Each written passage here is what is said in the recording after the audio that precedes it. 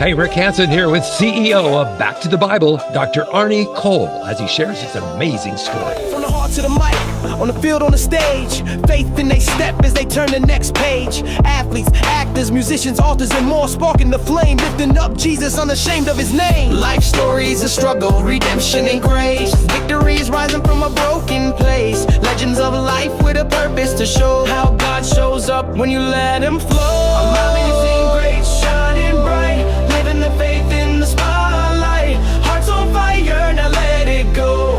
Turn it up, it's time to start the show. All right, now we are live, and you're coming to us from Nebraska. Is that right, Doctor? Yes. Okay. Lincoln, Nebraska, of all places. Nice. Well, good. From the West Coast to the heart of the country, we are having a conversation with Dr. Arnie Cole, who has what an incredible history and story to tell. And that's what we're hoping to get to today, to kind of find out what makes you tick. And in the meantime, get a good read on some of your great challenges and some of your great triumphs over these last several decades. So first of all, Dr. Cole is a researcher. He's the CEO of Back to the Bible. He is a pioneering researcher behind the groundbreaking Bible engagement studies, and very excitingly, the author of a new book called The Over 50 Advantage. It's a book challenging us to see our later years as not being a winding down time, but more a launching pad for greater things to come. So that's what we're here to talk about today. But Arnie, you're a research guy who used your research tools in a lot of different ways, but to understand and help shape youth at one point, their behavior with technology in the world of this social media challenge, and most recently to focus on behavioral change in those over 50 who are effectively trying to navigate that last or the last chapters of their life. So here we go. Yeah. First off, you're a doctor, but what a doctor of what? Of education. I'm a behavior modification specialist, my secular training, and I've been a late in life conversion, I think you call them. I didn't come to know the Lord till I was 47. Very interesting. Okay.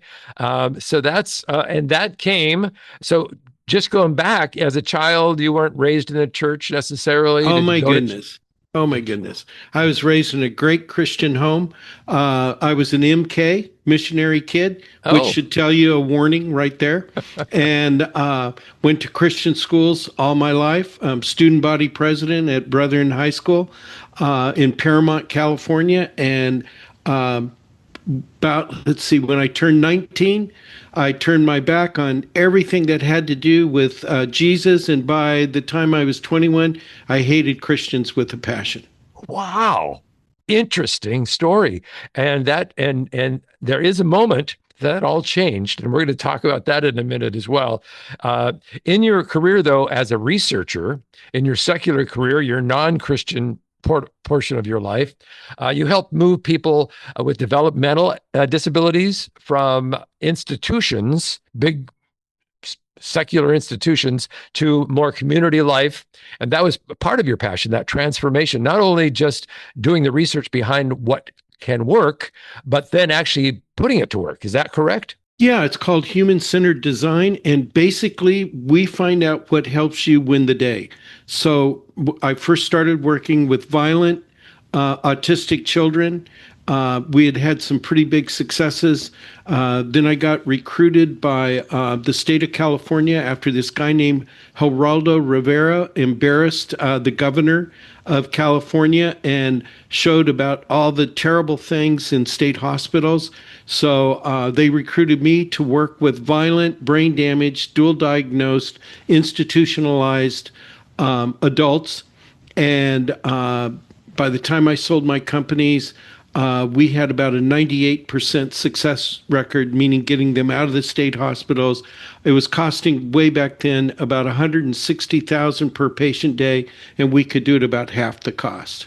Amazing. And so that's, now you've been, I found out in my research on you in checking out your life. They'd said you were an entrepreneur, but I had no idea that that was kind of the piece of it that was your entrepreneurship. So, but then things, and so it was fruitful. You made lots of money. All was good. You turned 40. Is it 45? You decided, hey, I'm going to retire. Is that kind of about No, the time? actually, it was decided for me. I didn't know Jesus, but Jesus knew me. So, first of all, I do not want you to think I'm some kind of smart guy, because none of this was planned. Peter Jennings, World News Tonight, did a 5-minute feature on our business. What we did, the success rate, and all that. And I would not allow him to mention our name. Anyways, we got discovered by this company named Magellan, big conglomerate, and they bought us out after that, bought us hook, line, and sinker. So at 45, I was able to retire and kind of live my life. I had a few health issues, but no, it was on my own and retired. So I know a lot about retirement. Yeah, you had you have a long career in retirement, actually, but it turns out to be not really retired at all. Yeah. You took you had a big cruise ship. Well, I had a boat, not a sailboat. It was a power boat. And I've been a boater since I was 18, had different kinds of boats in Newport Beach, California, and Dana Point. So I decided to take my boat up to Alaska. We left Newport and went up, and we were about 160 miles out before you come around the corner for Juan de Fuca, and we got caught in a killer storm, a storm that I thought we were going to die. And they were having rogue waves at about 120 feet around us. A ship had been hit. And so, there just comes a time in life when you think, man, I'm dead. And that was one of those times. Wow. And we all don't have that moment, but when you do have that moment, I imagine it is pretty startling. You called it your Christmas Carol moment with God, right? What did God expose to you during that time? So I remember looking up, and there's nothing more humbling at looking up at a wave that's cresting over the top of your boat. And I remember looking up, and I was kind of a new ager, and you can think your way through it. And it just dawned on me, I'm dead. I am dead. I can't positive think my way through this. I can't picture a new, all the stuff about new age stuff. None of it worked. And it's like, man, you're screwed. You're going to die. You're going to die. And, you're thinking it, you're not yelling it because there's other guys in the pilot house with him. It's like, it was very serious. In fact, one of the guys was tied in the bunk sleeping, and we had an argument, should we wake him up? And we decided not to, because it's more humane to let somebody die in their sleep than to go through. So, it was the real deal. And we somehow, it was midnight, we had survived the storm. I gave my life to the Lord. And then what's so funny is, and this just shows I had nothing to do with it. 6:00 in the morning, I'm back driving the boat. I'm on the helm, and I'm thinking, my parents were missionaries, and I'm thinking, oh crap, I jumped the gun. What did I just do? I don't want to be a Christian. My parents were in Indonesia. They worked with the Donny people. I don't want to work with the last known cannibal, And I thought, I jumped the gun. And right then, bam, we got hit from the back. I didn't see it coming, probably by about a 75-foot wave.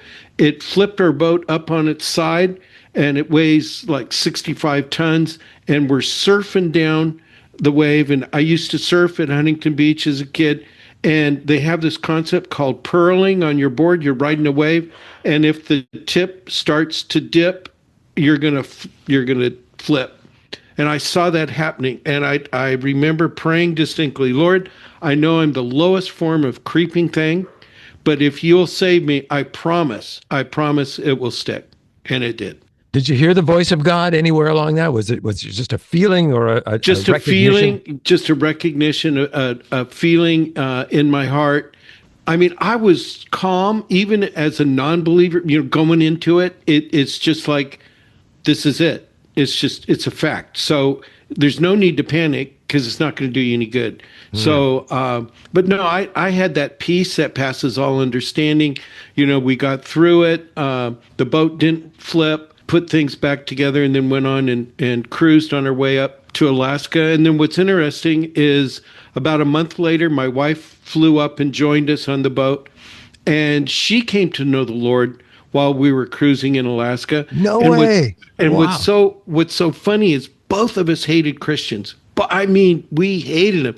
So I bring the boat back from Alaska, and we're sitting in our house, and my wife goes, I think we should go to church on Sunday. And I said, yeah, that's a good idea. And that was how we started. Neither one of us knew that we gave our hearts to the Lord. And then it just so happened we got this church that was on fire for Jesus, and the pastor's sermon series was on True North. And it was like, whoa.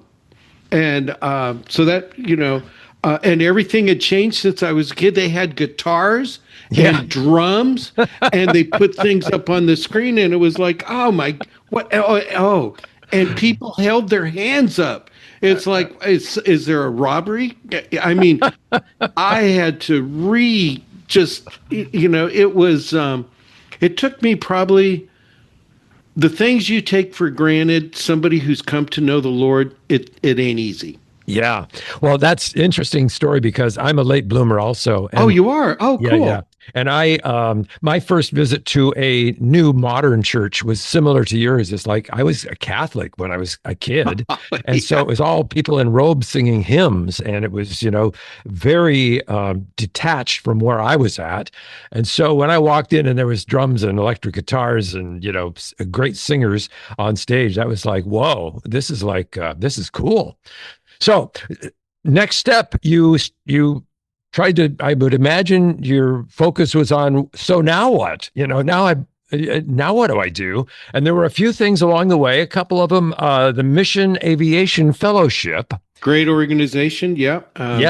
Tell us about that just briefly. Yeah. Yeah. Just did, ran their donor development department for a year, learned a lot about how ministries work. I think they hired me because they thought I was a high roller and had a lot of friends, and I'm kind of a loner. And but no, I learned ministry. Then I worked for YWAM, Youth Without Any Money. The Mission Aviation Fellowship does what? Their mission is what? They say they're the feet of the evangelist and pastors. They fly airplanes like Cessnas, Piper Cubs into jungle areas and provide transportation for the missionaries and kind of emergency ambulance. And they do a tremendous work there. So it was a good experience there. So then the next step was what? What was that organization? It was called YWAM, a Youth with a Mission. Oh, I'm familiar with YWAM. Yep. Yeah, and I called it Youth Without Any Money, and but basically they wanted me as a businessman to go to the Middle East and train missionaries to look like business people. Talk about a challenge, Yeah. And these kids, they were working in all these horrible Gaza and all of these dangerous places. But it was, there were places where it was against the law to be a missionary. So it was my job to teach them, how do you run a business? How do you look, and the first thing I had to do is say, look, business people don't close their business and go on vacation for 6 months or 4 months or even a month. And you call it furlough and all that, but we don't do that. You don't close so it was fun. It was a great experience. And then there was Mega Voice somewhere in the mix. Mega Voice is what? Mega Voice makes digital Bibles. I was CEO for them. They're in Israel. They were at the time in Tiberias. So I got to commute between Israel and the U.S. and worked there, and that's where I started to get my passion for Bible engagement and people hearing from the Word of God. And that's done, and there was a lot of solar work there too, so that they didn't have power, they could get power from God's own Son, right? So the Son. Yep. So cool. So then, how did you connect then with Back to the Bible, which for history's sake, Back to the Bible was really a radio mission ministry where they had a show on radio stations around the country, and it was dated way back. A guy named Thomas or Theodore Ebb. Yeah, Theodore Epp. Yep. Was the founder of that, and it was a going concern. But was it about 2006? You jumped in there. I think it was 2004. Okay, and they were looking for a new day, and they wanted somebody to figure out how we could advance the ministry. At the time, the president Theodore Woodrow Kroll was concerned that Bible teaching radio only reached the already reached, and so I started researching what the new day is, digital technology. And as a radio guy myself, there was an interesting background. I was at a top 40 radio station in Seattle. Yeah. Okay. And the only thing I remember about Back to the Bible was that they would send these reel-to-reel tapes to our radio station. Yep. And then the guy that worked weekends, and I was one of those guys at one point, would put the reels on the little reel-to-reel machine. And that was the Back to the Bible ministry. Yep. And it was a pay-for-play thing where they would pay us money to air Oh, it. yeah. Yep. But that went on for years and years. And like they were figuring out, probably they were preaching to the already preached to, that didn't need to hear the word because they knew it already. So yeah. So that must have been a huge transition for the company and a big challenge for you, kind of put in the center of that to make that transition, right? Yeah. You're a radio guy, so that is a culture. Just like I came from the boating culture, it has its own lingo, the radio guys. And when I started, there was this big argument that the music, they called it Christian contemporary music stations like K-Love and stuff like that, is they're reaching, people, but the Bible teachings just reaching the already reached. All of this all of this stuff going on.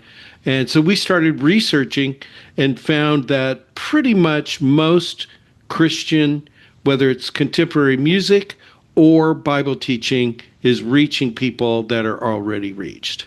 Gotcha. So were you technologically up to speed, or did you have to pull in some people that could kind of guide that part of it to transition from old style radio, reel-to-reel tapes or whatever into the new technology? Or is that part of your expertise as well? Well, I'm a researcher, so I put the teams together, and it took years, and it was a very tough process because you have people that are called, to work in ministry, and but basically over a period of several years, we changed hands. I mean, the radio people would not change, and so there was a kind of a big turnover. So it was pretty painful. Yeah. And you had to kind of take the lead on that, I'm guessing, and probably weren't a very popular guy at one point. Well, still to this day, when you let go, over 100 people, down in a process, when you go grocery shopping or something, people remember, because fortunately, these people, they'd lose their job, but they'd still attend church in Lincoln. And so it's a small community. And so, yeah, it was painful. But we finally rounded the corner. We're a digital ministry.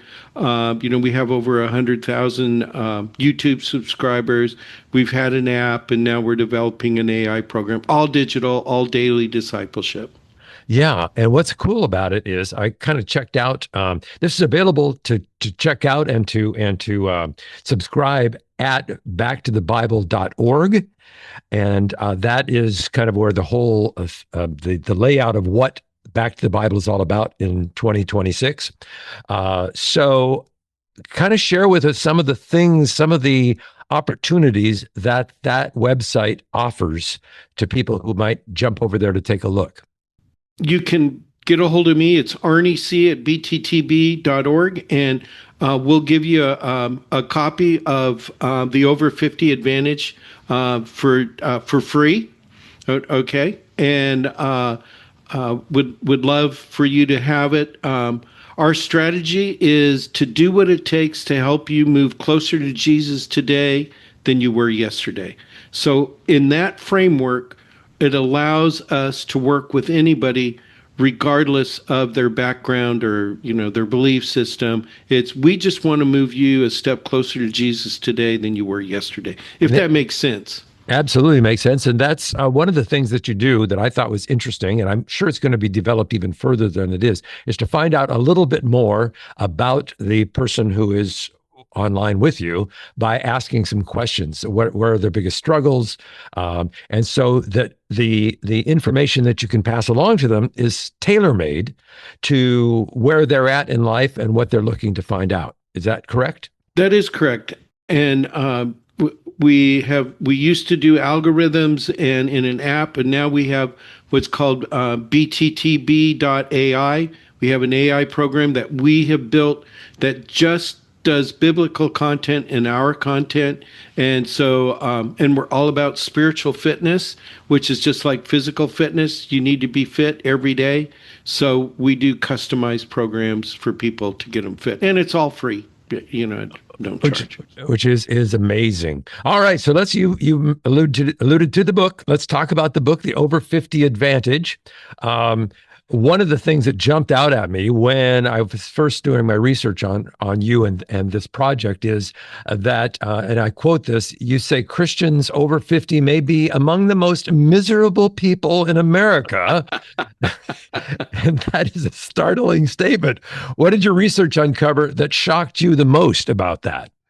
So it's just, I'm a research nerd, so I go crazy in this stuff. But the over 50 crowd that are believers, well-to-do, they have some of the most resources in the United States, and their number one spiritual struggle is tied between worry and criticizing others. Do you get that? So here we know Jesus Christ and the Bible better than anybody else almost in the world. So we're grumpy, we're critical, we're worried. And then the real kicker is those people, and I do predictive analytics. We used to use it to predict when somebody's violent. I can just know a few things about someone over 50. The odds is that you know the Bible better than anybody else. You're grumpy, you're worried, and you don't share your faith with anybody. How do we know that? Because we asked you and you told us. So it's kind of like the Great Commission doesn't apply to our generation, and which is just bizarre because they know the Bible better than I do, but somehow the Great Commission just doesn't apply. Wow, that's crazy. Most people assume that if you pray every day, you read the Bible, and you attend church regularly, that they should be thriving spiritually, and they're not. And it's basically what you're finding out through your research, which is pretty amazing. So, you are an example of somebody who retired, but you say retirement may actually be one of the most dangerous ideas modern Christians have, and they've embraced it. Explain why you think that's a dangerous thought or dangerous place to be. So I had the advantage of retiring the first time at a young age, and you get this mindset. So even then, this is bizarre. I'm 75. So looking back when I was 45, I'm telling my wife, Shar, we deserve a motorhome. I worked hard. I worked years and years and years for this. Yeah, we have a boat. And yeah, the accountant says you shouldn't have a motorhome, but we deserve it. And then as I've gone back to work, and then I look, and a lot of my friends are older, and I'm older now. There's this mentality that we deserve comfort and security above all else, that Jesus called us to like a cruise ship instead of a battleship. So we demand it, and if you don't like it, that's okay. We'll just leave you alone. So we're also pretty lonely. So we're grumpy, worried, lonely, and we don't talk to anybody else because you And don't you're want to critical and critical of and others. critical. Yeah. Oh, so your pastor once told you, I read this somewhere, that retirement never shows up in the Bible at all. It's never mentioned. It's so funny because I am a brand new believer at 47. We're going to church, love the church. We go to this thing for new people, at the pastor's house. I don't like doing stuff like that, but we did it anyways. And we're sitting, and you have to go around and say what you do. Well, everybody, And so it came to me, hey, yeah, I'm Arnie. I'm retired, and I'm not doing much, working on my boat, and Gary, the pastor, he goes, "That's not in the Bible." And I go, "Pardon me?" He goes, "Nowhere in the Bible does it say you're allowed to retire." Excuse me? I'm a new believer. Yeah, I went to Christian. I'm new here. What do you mean? This is a blessed life. No, no, no, you got it. And so he just let me have it in front of everybody. Oh my. Well, and he has, but now that I've gotten to know him, he has a pretty dry sense of humor. So, half of it is kidding, but then half of it isn't. But it set me straight. It was like, oh, wow, I've got to do something here. Yeah, you described the Viking cruise life as a false summit. Is that pretty much where a lot of people are at? Yeah, check the advertising. So a lot of us, I'm going to predict, watch Wheel of Fortune and maybe Jeopardy at night. Okay. Who is their biggest sponsor? Viking Cruises. And what do they have? They have me and the little lady, off of some balcony on a cruise ship, drinking a glass of wine, and they're talking about how wonderful it is. And no kids. They say no kids between 4 to 8 times. And it's just this wonderful Viking life. And so we kind of, I deserve it, comfort. And the whole idea is my life is kind of coming to an end, and I can just slow down, relax. All right. So somebody who's listening to this, I'm hoping that there'll be younger listeners who can kind of prepare their next chapters based on this information and your research, but also a lot of people 65 to 75 who feel like they are sidelined. What would you say to them? How do you change that? One of the problems is, odds are your church doesn't know what to do with you. Whatever you've done, most of the time you get relegated to being an usher or working in the nursery or, somewhere in between there. So my advice first is to become your own advocate. Okay. Second, you need an attitude adjustment. And part that will help your attitude is you really have to figure out in this time in your life, what is a win? Okay. Is a win ending up in the nicest nursing home or the nicest memory care home for the last 4 years of your life, and that's a win? Or you have to figure out where you can contribute to others, because loneliness breeds loneliness. It's not biblical to be by yourself, but you really have to figure out what is a win. Why am I here? Yeah. There's a great practical next step for people to sit back, take some time and say, what is a win for me? And that's great advice. C.S. Lewis wrote one time, he says, you're never too old to set another goal or dream another dream. And I think that's where, maybe somebody starts losing it, is when they have no goal and have no dream. And so now it's all about just winding down and being bored and lonely and cranky and all of the things that you identify them as. So, and fearful, that's the other thing is, as we get older, health, granted, a lot of us have health issues. We have no control of that. And you just have to work it because it's a head game. And Satan, here, the Bible better than anybody else. You have more resources than most people. Satan's job is to get you on the bench, sideline. So, I kind of look at it, that scripture, this is the day the Lord has made. I'm going to rejoice and be glad in it, and just kind of win that day. each and every day. It's really a mindset, and it makes a difference. So at one point you'd said that Zacchaeus is basically your biography in someone else's sandals. Yeah. And I don't know if everybody knows the story of Zacchaeus, but can you briefly describe what you meant by that?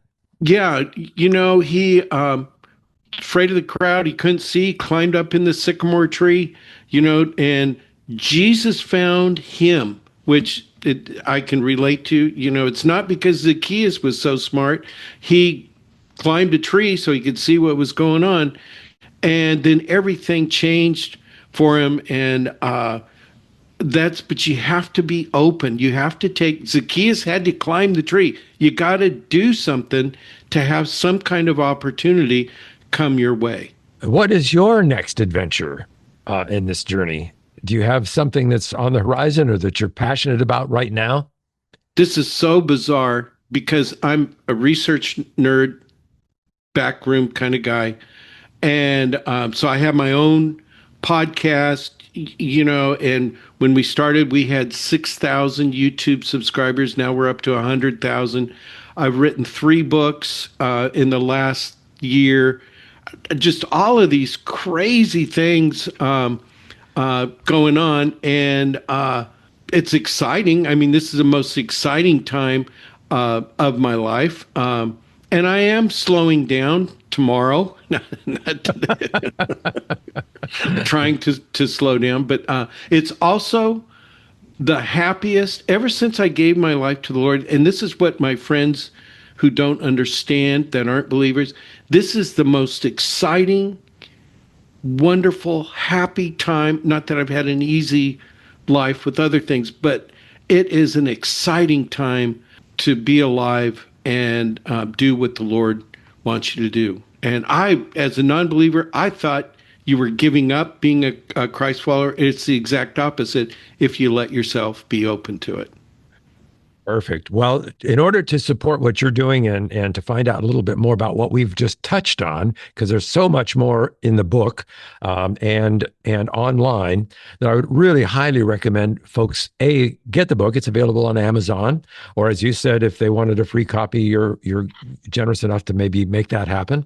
And also check out that backtothebible.org, because I'm thinking that's I don't know how long that has been up and live, but I'm thinking that you're still developing more and more. And with the AI kind of advantage, it can become just a tremendous opportunity for people to have a helpful Bible tutor that's their own, that's responding to their own concerns and questions. Is that kind of where the hope is for that particular spot?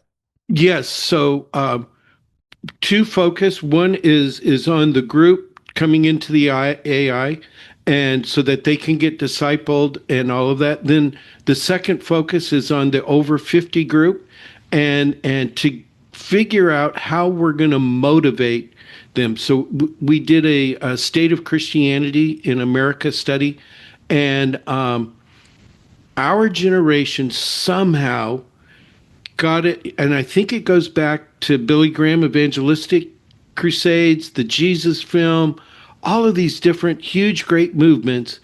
We got the impression that we're not needed, that a professional Christian could do it better than we could. So we'll give a few dollars here and there, but we've kind of outsourced Christianity, or the Great Commission.